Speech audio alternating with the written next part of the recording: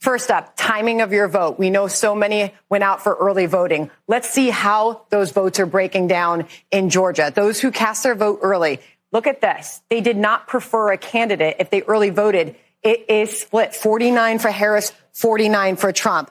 All right, let's look at some of these other key data points. We know race was huge. The black vote was huge for Biden when he won by just a bit in Georgia there in 2020. So let's look at how they are turning out in this election.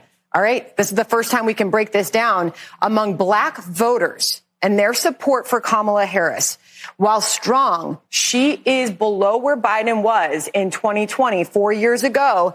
This number for Biden was more like 91. So she's running about 8 points behind where Biden was with the black vote in Georgia in 2020. All right, I have another data point where I'm going to combine this with gender, okay? So now you look at the black male voter in Georgia. We know both candidates have spent a lot of time courting them there. Democrats have been trying to convince them that they could be better for the economy. Trump has been trying to woo those voters. Remember, inflation's more than 20% in that state. With black men, Harris is at 73%, Trump at 25%. Let me give you perspective and context on that. Joe Biden in 2020 had this number at about 87%.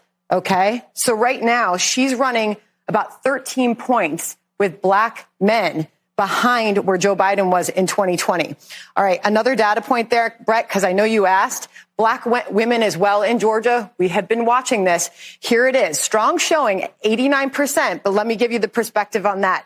Joe Biden with black women in Georgia 4 years ago was at 95% of their support. She is also running behind with them by about 6 points. I'll leave you off with one other data point here. Again, this is the first time we are able to show you this.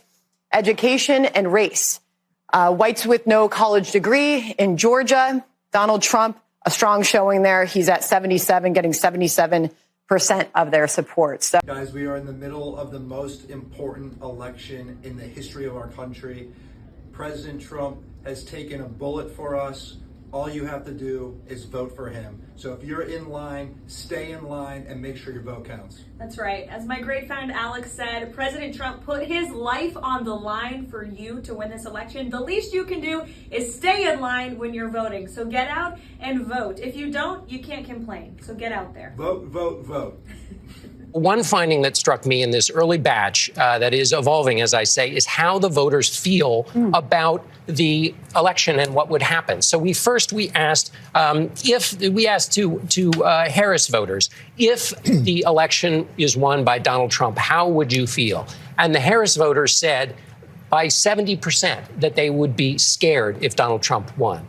And the Trump voters, by the high 50s, said they would be scared if Kamala Harris won. There we see the Trump number. 70% Harris voters, if Trump wins, feel they would be scared if Donald Trump won. Now we're looking at the Trump voters. What would they feel if Kamala Harris won? 58%.